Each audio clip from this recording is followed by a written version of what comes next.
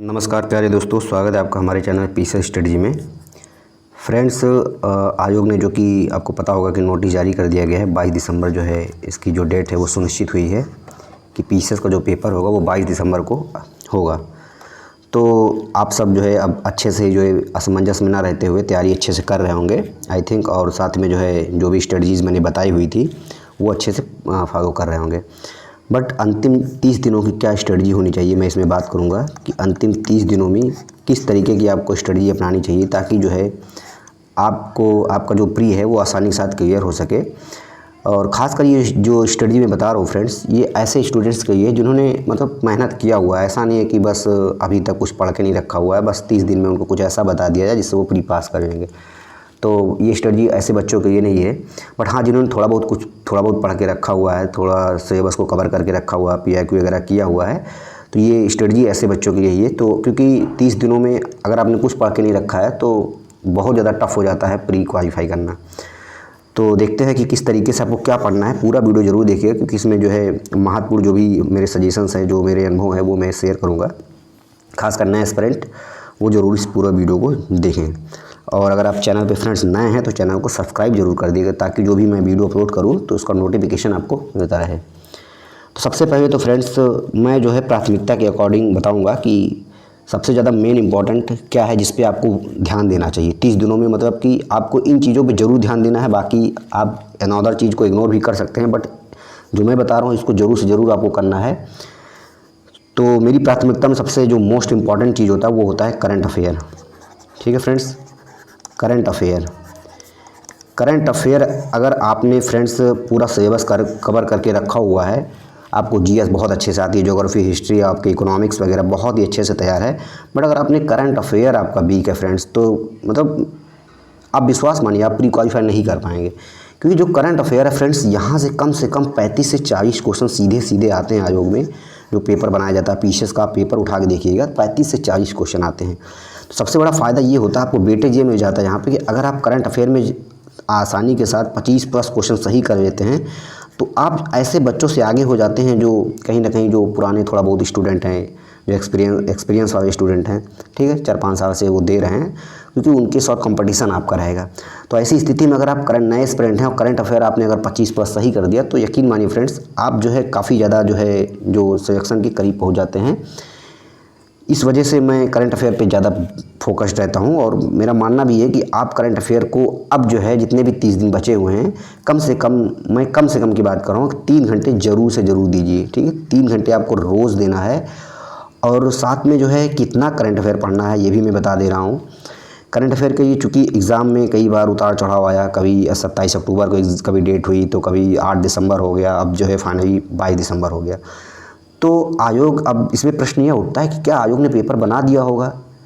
देखिए ये भी कहा नहीं जा सकता है क्योंकि अभी भी अगर देखा जाए तो 25 दिन बचे हुए हैं। 20-25 दिन 8 दिसंबर में भी अगर देखा जाए तो 20 दिन एटलीस्ट बचा ही हुआ है जब से इसका पेपर नोटिफिकेशन आउट हुआ है। बट हाँ, मेरा जो मानना है कि जो क्वेश्चन ज़्यादा आएगा, क्योंकि आप अगर दिसंबर में पेपर है 22 दिसंबर, तो दिसंबर को पूरा आप छोड़ दीजिए। ठीक है, दिसंबर आपको थोड़ा भी नहीं पढ़ना। यहाँ करंट अफेयर से आपको कोई मतलब नहीं कि आप 15 दिसंबर तक कंप्लीट कर रहे हैं। जो मैं बता रहा हूँ मतलब मेरा मानना है कि आप कम से कम इतना ज़रूर करें, जनवरी, फरवरी, मार्च, अप्रैल, मई, जून, जुलाई, अगस्त, सितंबर एंड अक्टूबर एंड नवंबर में फ्रेंड्स देखिए अगर इसका नहीं भी आप कंप्लीट करेंगे तो कोई दिक्कत नहीं, बट मेरा मानना है क्या पता पेपर ना बना हो तो रिस्क नहीं लेंगे आप। तो इस वजह से मैं कह रहा हूँ कि नवंबर का भी आप कंप्लीट कर लीजिएगा। ठीक है, मतलब यहाँ पे थोड़ा सा रिस्की जोन हो जाता है ये कि अगर आप बाय द वे अगर इसको छोड़ देते हैं, कहीं आयोग नया पेपर अगर नहीं जो पुराना नहीं बनाया होगा, नया पेपर अगर बनता है तो यहाँ से क्वेश्चन आएंगे, सीधी सी बात है। तो कोशिश ये करना है कि आपको थोड़ा भी रिस्क नहीं लेना है फ्रेंड्स, आपको पूरा नवंबर तक कंप्लीट करना है। ठीक, बट अब जो मैं बताने जा रहा हूँ उसको सुनिएगा कि कहाँ पे आपको किन मंथ का ज़्यादा तैयार करना है, जहाँ से ज़्यादा क्वेश्चन आने की संभावना है, और मतलब 100% वहाँ से ज़्यादा क्वेश्चन आएंगे ही। मतलब आपको जनवरी से तो कंप्लीट करना ही है पूरा अक्टूबर तक, ऐसा नहीं है नवंबर तक। बट जो ज़्यादा जो फोकस रहना अपना जो करंट अफेयर सबसे ज़्यादा कहाँ से पढ़ना है, आप अगस्त से उठा सकते हैं फ्रेंड्स। ठीक है, जनवरी, फरवरी, मार्च, अप्रैल से उठाएंगे। अप्रैल, मार्च, जून, जुलाई, अगस्त, सितंबर और अक्टूबर, ये जो मंथ मैं बता रहा हूँ इसका 2, 4, 2, 6, 7 मंथ। ठीक है, खासकर जो है ये जो इधर का मंथ है ये भी, ये मतलब यहाँ से मुझे लग रहा है 80% क्वेश्चन यहीं से रहेंगे, और यहाँ से जो 3 मंथ है यहाँ से भी रहेंगे क्वेश्चन, बट आपको यहाँ से मोस्ट इंपॉर्टेंट क्वेश्चन कंप्लीट करना है, ठीक है। अब इसी में आपका जो है इकोनॉमिक सर्वे और बजट वगैरह भी आ जाएगा, क्योंकि वो करंट में ही ऐड होता है, साथ में अगर उसको आप मान सकते हैं इकोनॉमिक्स का एक सब्जेक्ट है, बट वो करंट अफेयर में ही आएगा। तो आप जो है क्या करिएगा कि पूरा जितना मैंने बता दिया इतना ही करंट अफेयर पढ़िएगा, उसके पीछे का जनवरी की मतलब 2023 में जाने की कोई ज़रूरत नहीं है आपको, क्योंकि एक आध दो क्वेश्चन बाय द वे अगर आ जाता है तो फ्रेंड्स वहाँ पे कोई मतलब ऐसा नहीं कि कास्ट बेनिफिट रेशियो जो है आपका बहुत ही कम है, मतलब बहुत ज़्यादा आपको पढ़ना पड़ेगा, और करंट अफेयर का 1-2 क्वेश्चन रहेगा, तो वो सबके लिए नया रहेगा। तो मेरा ये सजेशन रहेगा आपको कि आप उधर ज़्यादा मत पढ़िए, आप बस जो मैं बता रहा हूँ इतना आप कम से कम एटलीस्ट करिएगा ही करिएगा, ठीक है। अब इसमें सोर्स की बात आती है कि आपको क्या पढ़ना है। तो अभी तक देखो सबकी स्ट्रेटजी अलग होती है, ऐसा नहीं कि जो मैं बता दे रहा हूँ यही आपको करना है, हो सकता है आपने कुछ दूसरी स्ट्रेटजी अपनाई हो तो आप उसको भी फॉलो कर सकते हैं। बट जो है अब जैसे किसी बच्चे ने दृष्टि का मैगजीन करंट कवर किया होगा, किसी ने क्रॉनिकल कवर किया होगा, तो किसी ने कुछ और कवर किया होगा, तो आप उसको कंटिन्यू करिए, ठीक है। बट उसमें सारी जो मंथ मैंने बताया हुआ ये होना चाहिए, करंट अफेयर ये होना चाहिए। इसके अतिरिक्त मैं उसको इग्नोर नहीं कर रहा हूँ, आप जो भी जहाँ से भी पढ़ रहे हैं बहुत अच्छा है, वहाँ से भी पढ़िए, क्योंकि कोई भी मैगजीन कम नहीं होती है। अगर आप उसको अच्छे से पूरा कवर कर रहे हैं तो सभी में सफिशिएंट क्वेश्चन होते हैं, वो कवर हो जाते हैं। बट अब जो है जो मैं बता रहा हूँ कि जो मैं फॉलो करता हूँ हमेशा से ही, मेरा जो है हमेशा से ही जो है क्वेश्चन सही हो जाता है करंट का, तो वो है घटनासार। सबसे पहले मैं घटनासार को सबसे ज़्यादा प्राथमिकता में रखता हूँ करंट में, क्योंकि घटनासार से देखा है मैंने कि क्वेश्चन यहाँ पे जो कंटेंट होता है कम होता है, और जो भी कंटेंट दिया जाता है अच्छा दिया जाता है। ऐसा नहीं है कि मतलब क्वेश्चन तो बहुत सारे करंट में बन जाते हैं, बट क्या आता है आपके आयोग में क्या पूछा जाता है, तो उसके पॉइंट ऑफ व्यू से यहाँ पे क्वेश्चन बनाए जाते हैं। तो अगर आप घटनासार को पूरा कवर करेंगे, अच्छे से कवर करिएगा।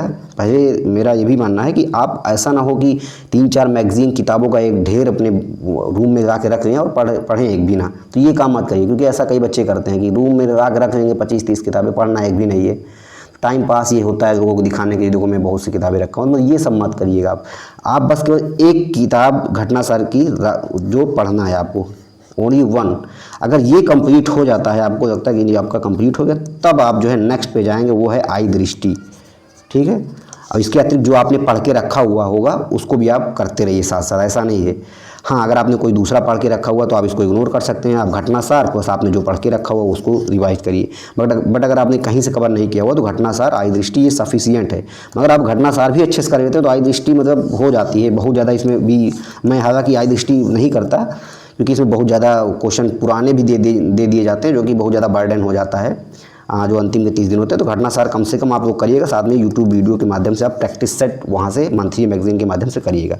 तो ये आपको पूरा करंट की स्टडी हो गई फ्रेंड्स। इस तरीके से आपको पूरा करंट तैयार करना है। यहाँ से मतलब विश्वास मानिए आप, अगर आप करंट अच्छे से कर लेते हैं तो आप ऐसे स्टूडेंट जो बहुत ही अनुभवी स्टूडेंट हैं उनसे काफ़ी आगे निकल जाते हैं, क्योंकि करंट अफेयर सबके लिए नया होता है।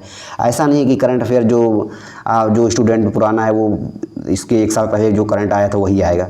जीएस में तो ऐसा होता है, पुराना क्वेश्चन आ जाता है फिर से नया वही क्वेश्चन बन के आ जाता है, बट करंट में नहीं होता है। तो इस वजह से अगर आप करंट अफेयर में बच्चों से लीड कर जाएंगे तो बहुत ही अच्छा करेंगे। और यहाँ पे अगर आप बच्चों से आगे निकल जाते हैं तो आप आधी फाइट अपनी जीत जाते हैं।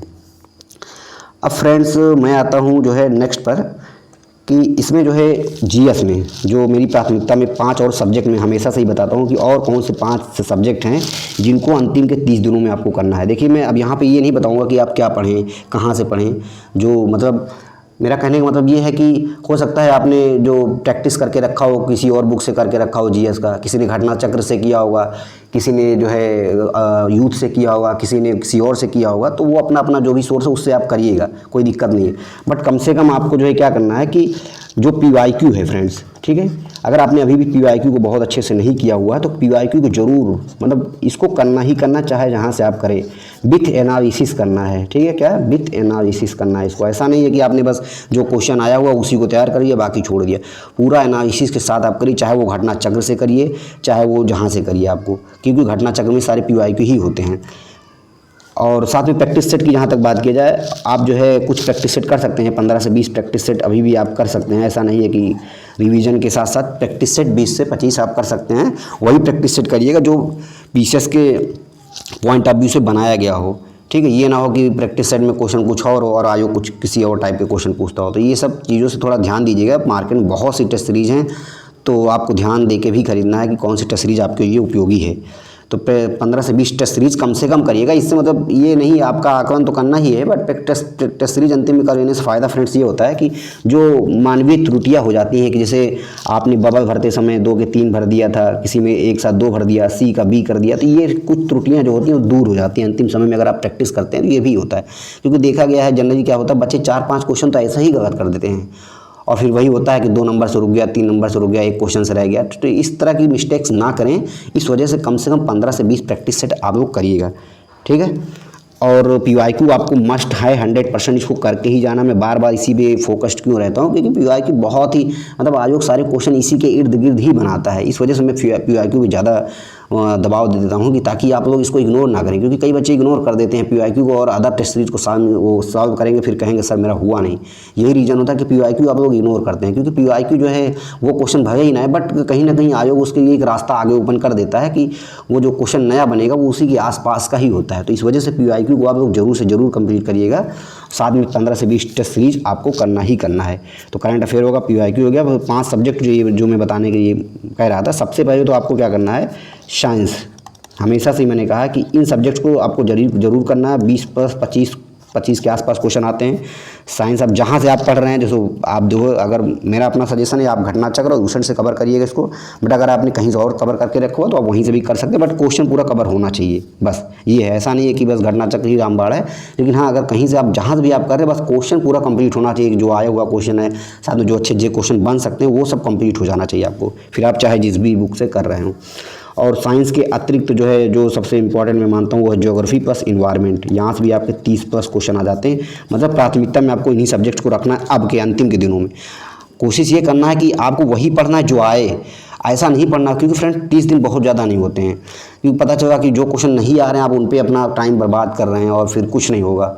इस वजह से मैं कह रहा हूँ कि कम से कम आप लोग वो अंतिम समय में ज़्यादा, जो कई बच्चे होते हैं कि सर आप कई कहते हैं सर उनका प्री बहुत आसानी से निकल जा रहा है, ऐसा क्यों होता है? ऐसा नहीं, बहुत ज़्यादा पढ़ते हैं। मतलब उनका जो अंतिम का टाइम होता है वो उन्हीं क्वेश्चंस पे ज़्यादा बेस्ड होता है जो आते हैं, जहाँ पे आयोग का टारगेट होता है, जिस क्वेश्चन पे आयोग, जो क्वेश्चन आयोग ज़्यादा देता है, ठीक है। इस वजह से आपको भी वही काम करना है। ये नहीं करना है कि पता है कि इकोनॉमिक्स से क्वेश्चन नहीं आते हैं ज़्यादा, आपको पता है कि हिस्ट्री में जो है बहुत ज़्यादा क्वेश्चन आप नहीं गेस कर सकते कहाँ से आ सकता है, कितना क्वेश्चन, मतलब किस टाइप के क्वेश्चन आएगा। अब अंतिम में हिस्ट्री पढ़े मार एकदम पूरा कंप्लीट कर दिया, पता चला कि नए नए क्वेश्चन बन गए, क्योंकि वहाँ पे नए क्वेश्चन बनने की संभावना होती है। बट साइंस हो गया, ज्योग्राफी हो गया, पॉलिटी हो गया, यहाँ नए क्वेश्चन बहुत कम बनते हैं, सब वही घूम फिरा के क्वेश्चन आ जाता है। तो इस तरीके से आपको पढ़ना है। साइंस हो गया, ज्योग्राफी, इन्वायरमेंट हो गया, उसके बाद पॉलिटी हो गया। ये सब्जेक्ट आपको 100% करना ही करना है, क्योंकि यहीं से आपको जो है ये 80 प्लस क्वेश्चन आपके आते हैं। और पॉलिटी हो गया, ज्योग्राफी, साइंस, पॉलिटी, और साथ में आपका मॉडर्न हिस्ट्री भी फ्रेंड्स आपको कंप्लीट करना है। अब इसके अतिरिक्त मिसलेनियस के बारे में कुछ स्टूडेंट पूछ रहे हैं सर मिसलेनियस में क्या करें। देखिए मिसलेनियस में आपको क्या करना है कि आपको जनगणना, देखिए यहाँ क्वेश्चन आता नहीं है। यूपी पीसीएस में आप उठा के देखेंगे तो जनगणना से क्वेश्चन नहीं आता। आरओ तो आता है क्वेश्चन, बट यूपी पीसीएस में नहीं आता है। तो आपको बहुत ज़्यादा क्वेश्चन जनगणना मुझे नहीं लगता बहुत ज़्यादा पढ़ना चाहिए। बट हाँ, एज ए सिक्योरिटी मैं यही कहना चाहूँगा कि रिस्क ना लें। जो PYQ आया हुआ है जनगणना में वो आप कम से कम करिएगा, ठीक है। जो PYQ इजी क्वेश्चन जो होता है, जैसे भारत की साक्षरता दर कितना है, यूपी का कितना है, सबसे ज़्यादा जनसंख्या कहाँ पे, उत्तर प्रदेश की, 2-3 राज्यों को कम से कम पता होना चाहिए। इसी तरह भारत का, तो जनरल जो ऊपरी होते हैं वो आपको पता होना चाहिए, बहुत ज़्यादा टफ नहीं पढ़ना जनगणना, ठीक है। उसके बाद जो है आपको मिसलेनियस में आपको उत्पादन और आंकड़े ये पता होना चाहिए, जो प्रोडक्शन वाली चीज़ें होती हैं। यहाँ से जो मैं बता रहा हूँ मिसलेनियस में, यहाँ से 1-2 क्वेश्चन सबसे रहेगा, ठीक है। उत्पादन में अब जैसे खनिज संसाधन वाला हो गया, कृषि उत्पादन हो गया, विश्व का कृषि उत्पादन, विश्व का खनिज संसाधन, कौन फर्स्ट पे है कौन सेकंड पे है, तो ये पूरा आपका कंप्लीट होना चाहिए। यहाँ से भी एक क्वेश्चन आता है। और दूसरा फ्रेंड्स होता है वन सर्वे, फॉरेस्ट रिपोर्ट, ठीक है। फॉरेस्ट रिपोर्ट जो अभी हाल ही में नवीनतम फॉरेस्ट रिपोर्ट है वो आपको पढ़ना है। यहाँ से भी 1 से 2 क्वेश्चन हर बार फॉरेस्ट रिपोर्ट से रहते हैं। तो आपका जनगणना हो गया, PYQ हो गया, ये हो गया आपका उत्पादन वाला हो गया। तो ये आपको कम से कम इतना जो है मिसलेनियस में पढ़ना ही पढ़ना है। बाकी सब्जेक्ट का इकोनॉमिक्स वगैरह जो आपने पढ़ के रखा हुआ है, ऐसा नहीं है कि जो आप पढ़ के रखे हुए हैं उसको छोड़ देना है फिर इसी पे काम करना है। मतलब जो आपने पढ़ के रखा हो उसको तो रिवाइज़ करना ही करना है, साथ में ये करना है। और साथ में फ्रेंड्स जो है ज्योग्राफी के लिए मैं एक सजेशन देना चाहूँगा कि आप लोग कम से कम मैप में क्वेश्चन को, मैप बेस्ड क्वेश्चन ज़्यादा तैयार करिए। मैप में जो होता है कि कौन सा जो है जो वर्तमान में कौन सा देश न्यूज में है, उसके साथ किस किस देश के साथ बॉर्डर है, कहाँ पे कौन सा खनिज संसाधन का वो है, ठीक है। इस टाइप के क्वेश्चन मैप से बहुत आ रहे हैं, नदियों से संबंधित क्वेश्चन आ रहे हैं, तो वहाँ से मैपिंग करके पढ़ेंगे तो आपको बहुत ईजी याद हो जाएगा। तो इस वजह से मैप से अच्छे से तैयार करिएगा ताकि क्वेश्चन आपके रॉन्ग ना हो। 2-3 क्वेश्चन मैप से हर बार आ रहे हैं, तो मैप एटवा से हो आपके पास, वहाँ से कर सकते हैं, या जो बड़ा जो है भौतिक मैप आता है उससे आप कंप्लीट कर सकते हैं। तो इस तरीके से पूरा जो है फ्रेंड्स आप तैयारी करिए। और अंतिम समय में फ्रेंड्स मैं एक सजेशन और दूंगा, कुछ नया पढ़ने का प्रयास ना करें, ठीक है। बच्चे क्या करते हैं कि कुछ जो है अंतिम समय में कुछ नई नई चीज़ें, नए नए सोर्स उठा लेते हैं, उसको बैठ के पढ़ने लग जाते हैं, क्योंकि फिर वो नया सोर्स उठाएंगे तो आप नए में ही नहीं पढ़ जाएंगे। तो कोशिश ये करना है कि नया सोर्स नहीं उठाना, जो आपने पढ़ के रखा हुआ उसी को पढ़ना है बार बार, उसी को बार बार रिवाइज करना है, ठीक है। क्योंकि अंतिम समय में होता है क्या है कि आप देखेंगे मार्केट में बहुत सी पीडीएफ की बौछार आ जाती है। बच्चे कहीं उस कोचिंग का पीडीएफ, कहीं इस कोचिंग का, कहीं उस फ्रेंड से पीडीएफ मिल गया, तो ये सबसे दूर रहना है। आपने जो पढ़ के रखा वो अगर आपका कंप्लीट हो गया, जो आपने 1 साल से पढ़ के आप पढ़ रहे होंगे, अगर वो सब कंप्लीट हो जाता है, उसके बाद अगर आपको नई पीडीएफ मिलती है तो उसमें कुछ नए फैक्ट अगर मिल जाते हैं तो उसको आप अपने नोट्स में ऐड ऑन कर लेंगे, ठीक है। तो ये कर सकते हैं आप। ऐसा ना हो कि जो है नई पीडीएफ में आपने पुराना अपना छोड़ दिया। अपना पढ़ना है, अगर जो नई चीज़ मिल रही है उसमें नई चीज़ जो होगी, नया कंटेंट होगा, उसको ऐड कर सकते हैं।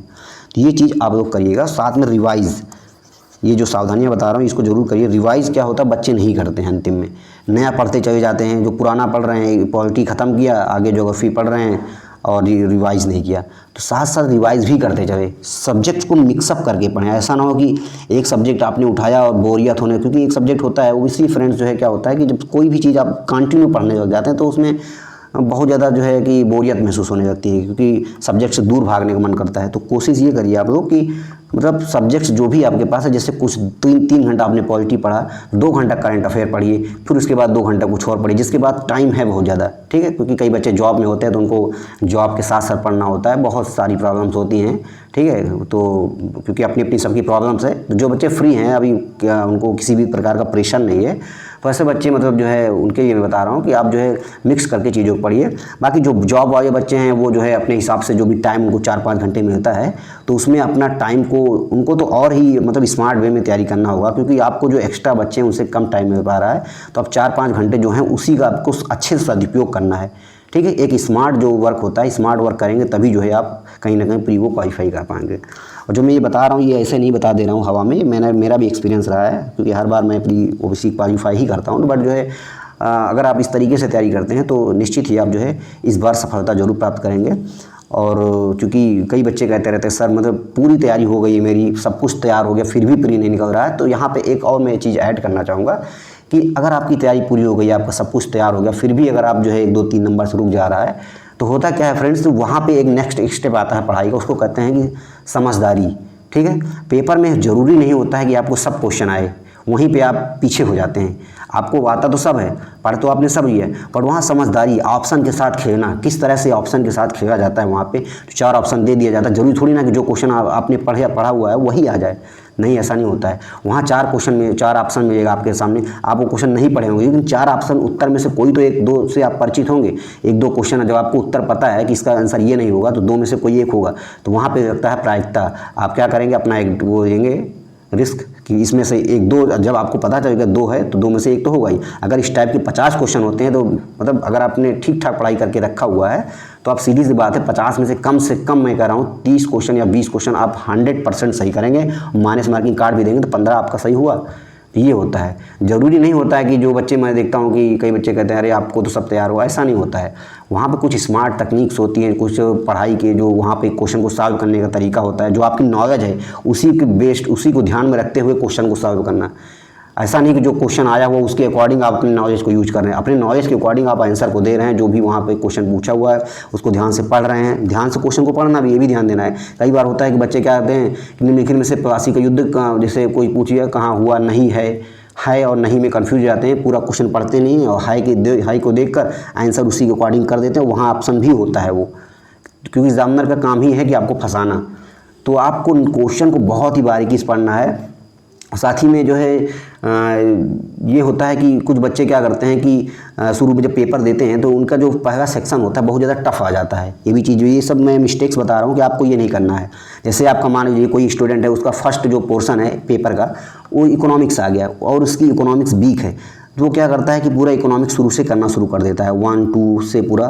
बीच में जब वो आप खुद ही सोचिए फ्रेंड्स कि अगर आपका इकोनॉमिक्स वीक है, आपको क्वेश्चन नहीं आ रहा है, तो आपका जो मोरल है, जो आपका जो है कॉन्फिडेंस है वो डाउन हो जाएगा। तो इससे वजह से करना है, अगर आपको 5-6 क्वेश्चन शुरू नहीं आ रहे हैं तो आप छोड़ दीजिए उस सेक्शन को, आगे मत बढ़िए।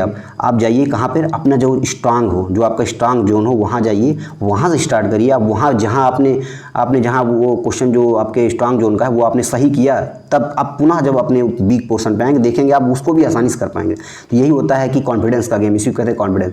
तो अगर आप कॉन्फिडेंस बनाए रहेंगे, इस तरीके से आप अपनी स्ट्रेटजी को बनाएंगे, पेपर को उस अच्छे तरीके से स्मार्ट वे में सॉल्व करेंगे, तो डेफिनेटली आप बहुत ही अच्छा करेंगे, इसमें कोई डाउट नहीं है। और हार्ड वर्क जो है कहीं ना कहीं काम आती है, आज नहीं तो जो भी आपने मेहनत किया हुआ वो काम आएगी ही आएगी, ये निश्चित है, क्योंकि मेहनत कभी बर्बाद नहीं जाती है, ये कहा भी गया है। तो आप लोग इस तरीके से तैयारी करिएगा। और अंतिम में बस मेरा एक सजेशन और रहेगा कि जो है क्या करना है आपको कि सीसैट, ठीक है, सीसैट जो कि बहुत ही जो सेकंड पेपर होता है बहुत ही महत्वपूर्ण होता है सीसैट को भी अच्छे से करना है। अब चूँकि ज़्यादा टाइम नहीं बचा हुआ तो कम से कम अगर आपकी सीसैट मैथ और रीजनिंग जिनकी स्ट्रांग है तो बहुत ज़्यादा उनको नहीं, मुझे नहीं लगता कि बहुत ज़्यादा पढ़ने की ज़रूरत है।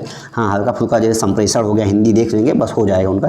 बट हाँ, जिनकी मैथ और हिंदी बहुत ज़्यादा स्ट्रांग नहीं है, थोड़ा एवरेज टाइप के, तो आप लोग क्या करेंगे, कम से कम हिंदी और संप्रेषण के क्वेश्चन को अच्छे से एक बार ज़रूर करेंगे, क्योंकि होता यही है कि संप्रेषण भी कभी कभी क्या होता है थोड़ा टफ बना देता है। हालांकि संप्रेषण में सारे PYQ क्वेश्चन आते हैं, तो आप जाएंगे यूट्यूब पे डालेंगे PYQ संप्रेषण तो वो आ जाएगा।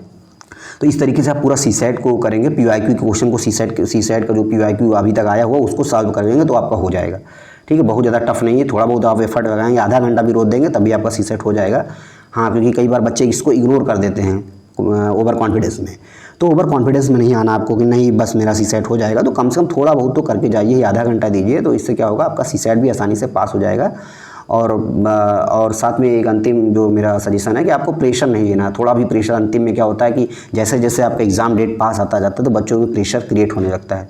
नकारात्मक चीज़ों से आपको बचना है, ठीक है। अब मैं पॉइंट नहीं बताऊंगा वो नकारात्मक चीज़ें क्या क्या हो सकती हैं, कुछ नकारात्मक जो एक्टिविटी है उन चीज़ों से बचना है, क्योंकि इससे क्या होगा आपके टाइम बहुत बर्बाद हो जाएगा और आप पता भी नहीं पाएंगे। नकारात्मक चीज़ों से बचना है, साथ में पॉजिटिव जो पर्सन है उनके साथ रहना है, अच्छी से जो अच्छे फ्रेंड्स हैं आपके उनसे बातें करना है, और जो है अच्छे से एंजॉय करिए, और साथ में जो है अच्छी नींद भी लेना है, क्योंकि जब आपका माइंड सही रहेगा तो आप अच्छे से पढ़ाई कर पाएंगे। और कम से कम अब 32 दिन में जिनके पास पर्याप्त टाइम है वो 12 से 13 घंटे जरूर दीजिए, जो जॉब में है वो कम से कम 4 से 5 घंटे जरूर दीजिए, और साथ ही जो अपने अकॉर्डिंग जो भी बच्चे हैं अपने टाइम को सुनिश्चित कर लीजिए। ठीक है फ्रेंड्स, तो ये स्ट्रेटजी जो मैंने बताया है बहुत ही उपयोगी होगा आपके लिए। आपसे बस एक रिक्वेस्ट है कि इस चैनल को फ्रेंड्स ज़्यादा से ज़्यादा बच्चों को शेयर करिए। कम से कम अगर 5 स्टूडेंट को आप शेयर कर देते हैं तो काफ़ी ज़्यादा आपके ये जो है रिक्वेस्ट रहेगा मेरा कि आप कम से कम 5 बच्चों को शेयर करिए, क्योंकि बहुत बच्चे आजकल मैंने देखा प्री कोई का बहुत परेशान रहता है, तो उनको थोड़ा भी अगर मेरी तरफ से हेल्प हो जाएगी तो इस चैनल को बनाने का जो मेरा पर्पज़ है, फ्री इनिशिएटिव मेरा जो है वो बहुत ज़्यादा सक्सेस होगा। ठीक है फ्रेंड्स, और चैनल को लाइक शेयर और सब्सक्राइब करिए। Thank you.